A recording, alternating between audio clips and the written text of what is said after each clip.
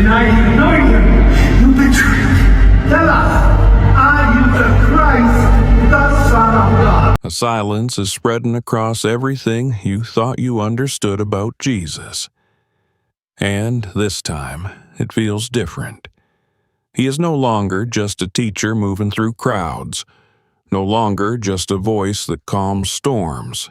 Something has shifted, something irreversible, because what's being called a leak from the Chosen Season 6 is not showing peace. It is showing pressure, a pressure so heavy that even faith begins to tremble under it. This is the moment where belief stops feeling safe and starts feeling dangerous. Because Jesus is not walking toward destiny anymore. He is walking straight into the place where destiny demands a price. And the closer he gets, the more everything around him begins to fracture. Not suddenly, but quietly, like something breaking inside reality itself. And once it starts, there is no turning back. It does not begin with chaos. It begins with certainty. A single sentence, spoken not with fear, but with control. One man must die so the nation can live. That is how everything starts to collapse. Not with violence, not with war, but with a decision that pretends to be wisdom, a decision that sounds like order, but feels like a warning. Because once those words are spoken, something changes in the atmosphere around every character involved. It is no longer about questions. It is no longer about searching for truth. It becomes about control, about survival, about removing a problem before it spreads too far. And at the center of that thinking stands Caiaphas, calm, still, focused. But it is not peace that surrounds him. It is conviction. The kind of conviction that does not ask if it is right anymore, only if it is necessary. In his mind, everything is already solved. One life against many. One sacrifice to prevent a larger collapse. One execution to hold an entire system together before it begins to break apart. But what makes this moment dangerous is not the logic. It is the belief behind it. Because Caiaphas does not see himself as a destroyer. He sees himself as a protector, and that is where the real danger begins. Because when destruction starts to believe it is protection, nothing is safe anymore. Not truth, not justice, not even faith. And slowly, that belief begins to spread outward. From private rooms into public tension, from whispers into confrontation, from strategy into reality. And suddenly, Jesus is no longer being spoken about like a teacher. He is being measured like a threat that needs to be contained before it grows beyond control. Every conversation begins to circle back to him. Every fear begins to point in his direction. Every uncertainty starts to find his name attached to it. Not because he has changed, but because the world around him has. And as that pressure builds, something even more unsettling begins to happen among those who follow him closely. Confusion. At first small, almost invisible, but growing.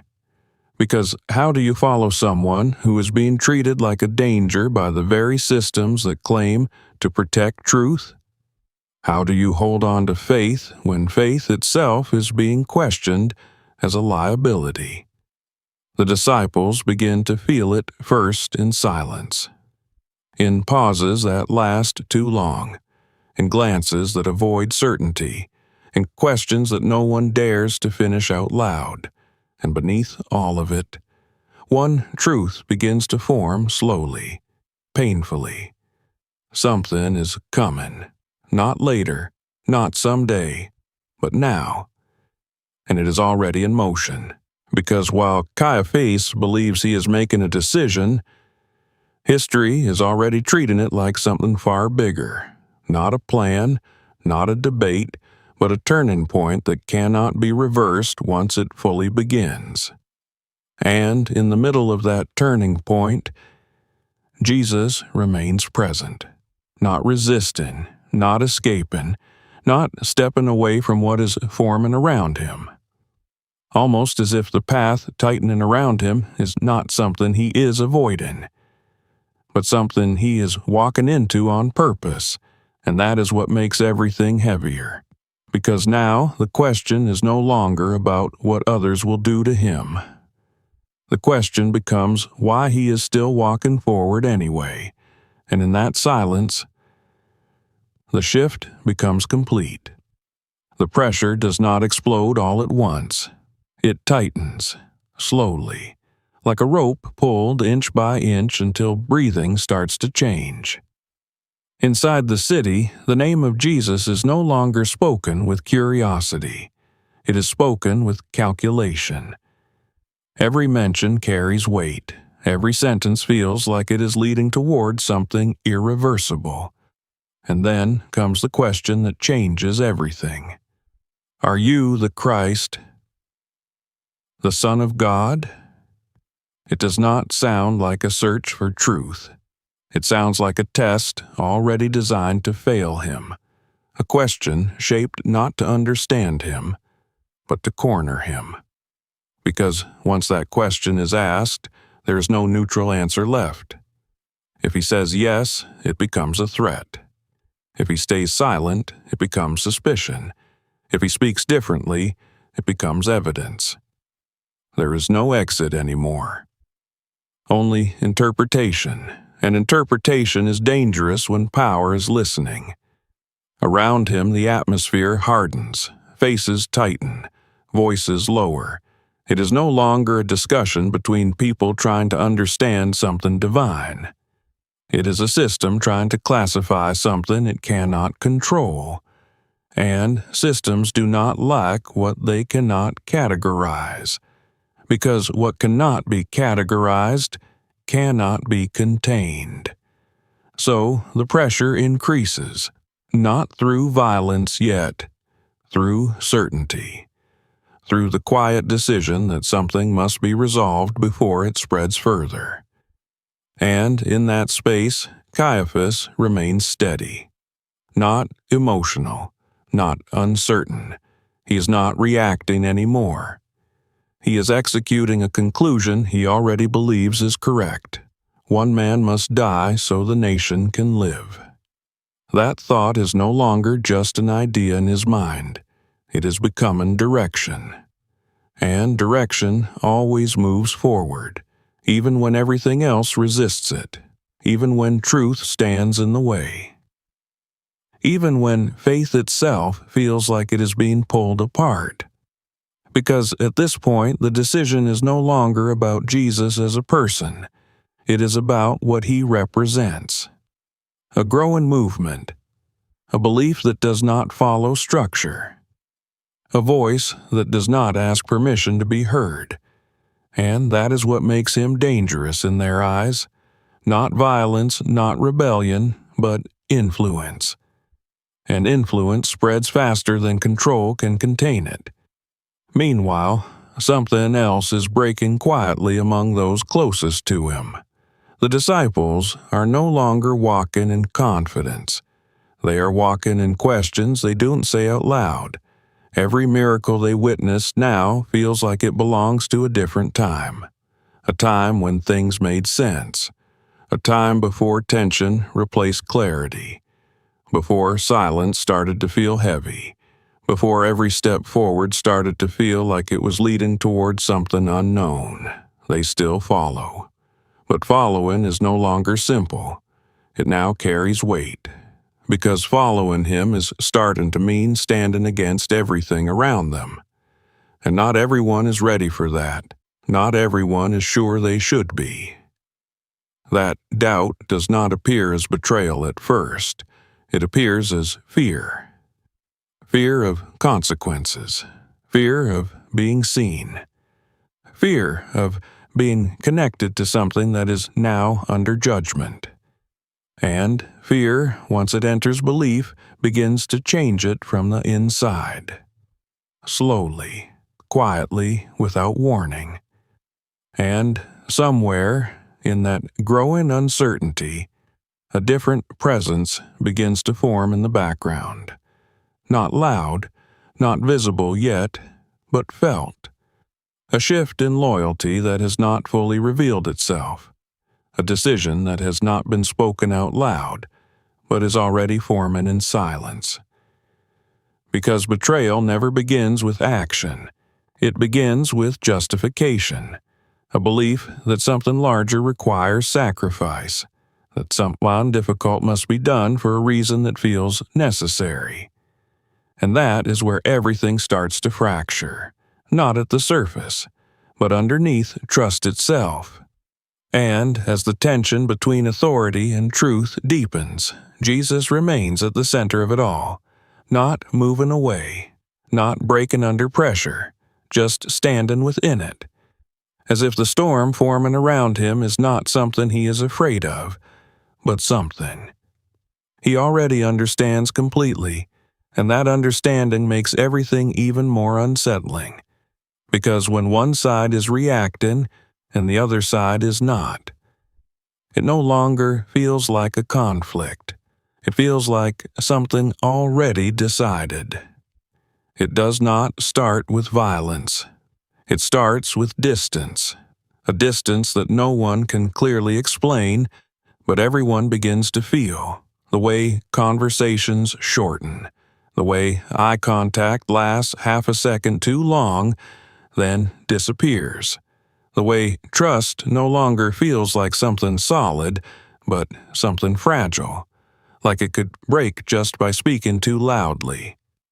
Because now the story is no longer only about Jesus being questioned. It is about everyone around him being tested, quietly, individually, without warning. And in that silence, something begins to move that no one wants to name. Judas. Even before he is fully present in action, he is already present in feeling. Because betrayal does not arrive like an event. It arrives like a thought that refuses to leave. A thought that starts asking uncomfortable questions. What if this is wrong? What if this is going too far? What if there is another way to fix this? A way that feels more controlled, more reasonable, more acceptable. And slowly that thought begins to change shape. From doubt into justification. Because betrayal never sees itself as betrayal at first. It sees itself as solution. That is what makes it dangerous. Not hatred, but logic that has lost its direction. Meanwhile, pressure from outside is no longer hidden behind conversation. It has become an action. Leaders are no longer debating who Jesus is. They are deciding what must be done about him. The tone is different now. Less discussion, more conclusion, less curiosity, more urgency, because the feeling spreading through authority is simple. If this is not stopped now, it will grow beyond control. And anything that cannot be controlled becomes a threat by default. So the decision begins to form, not suddenly, but collectively, like a door slowly closing without anyone announcing it. And once it closes, there's no return to how things were before. Inside the circle of followers, confusion deepens into emotional instability. They are still with him physically, but mentally, everything is shifting. Every teaching they once heard now feels heavier. Every memory now carries double meaning. Every miracle now feels like it belongs to a world they can no longer access in the same way.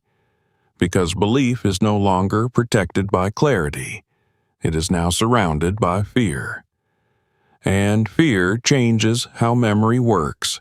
It makes certainty feel like something from the past, and uncertainty feel like reality. Peter looks around and sees faces that no longer feel steady. Thomas speaks less. Others begin to question without speaking the questions out loud, because once doubt enters a group, silence becomes the safest language. But silence does not protect them. It isolates them. And isolation is where fear grows strongest. At the same time, something deeper is forming around Jesus himself. A tightening space.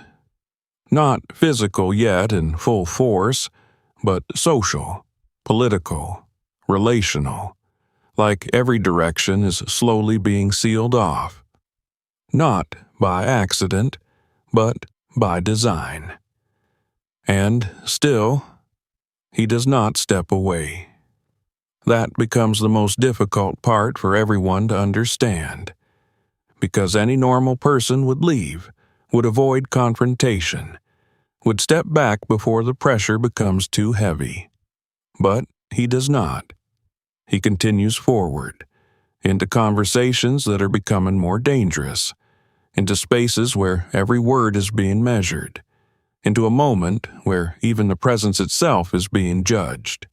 And that raises a question no one is ready to answer. Is he unaware of what is coming?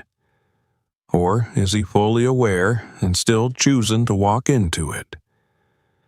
Meanwhile, Judas stands closer to the edge of something he has not fully admitted to himself yet, a line that has not been crossed, but is no longer far away.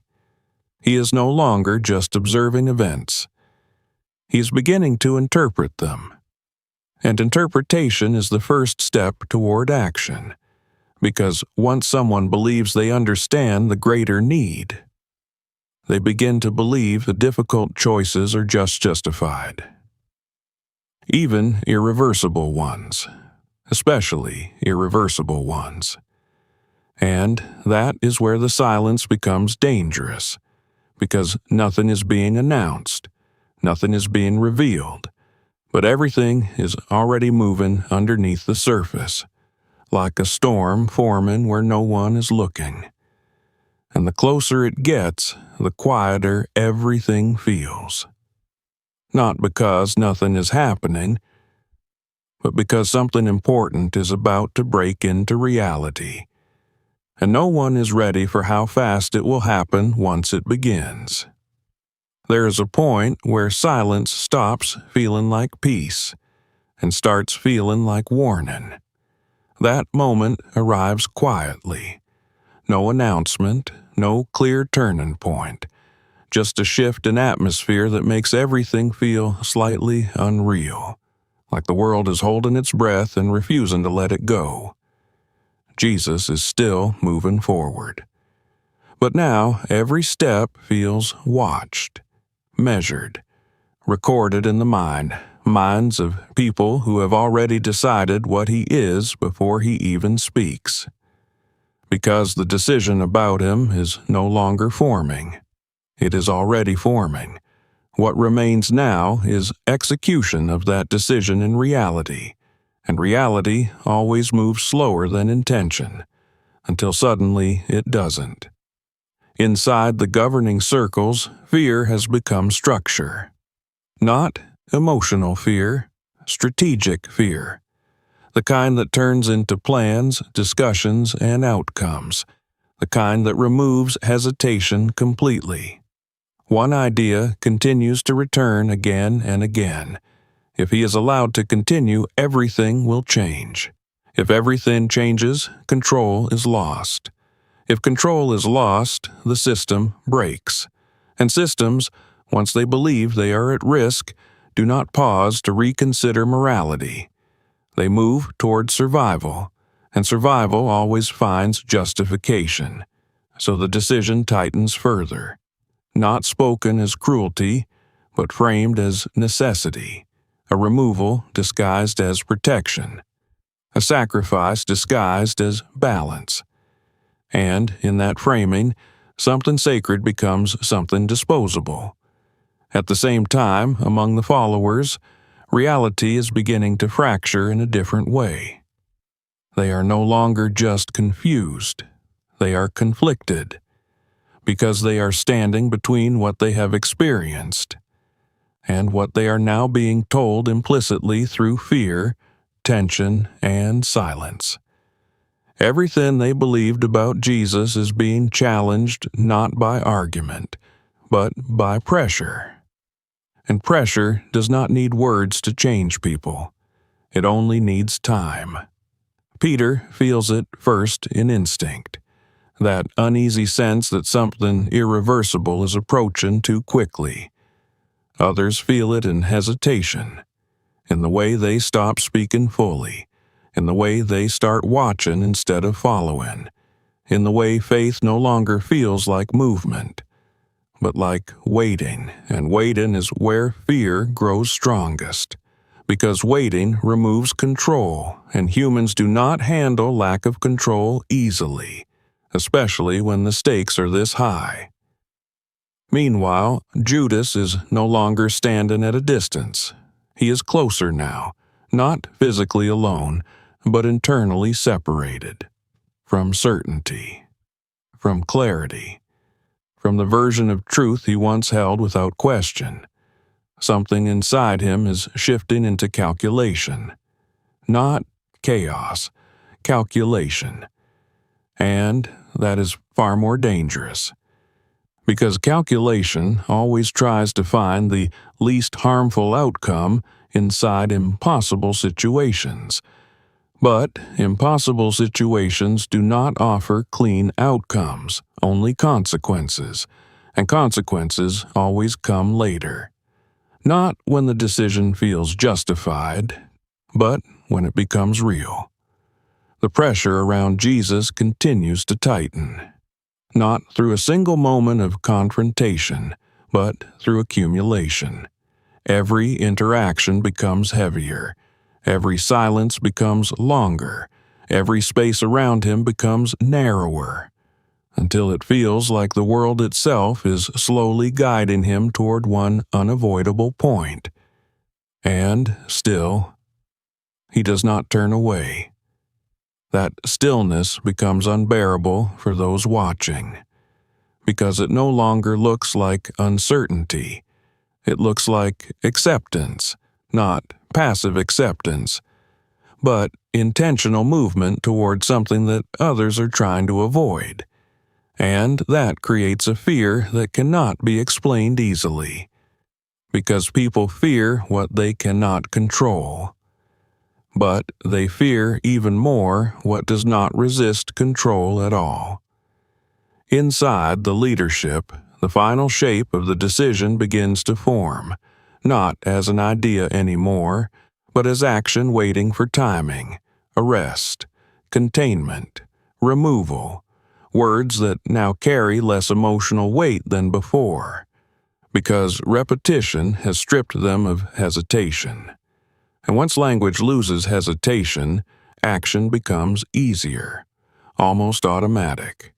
And somewhere beneath all of this, something irreversible is already in motion, not loud enough to be noticed by everyone, but close enough that it cannot be stopped anymore. Because by the time people realize something has changed, it is already happening. And that is the most dangerous kind of moment. Not the beginning of conflict, but the point where conflict has already been decided.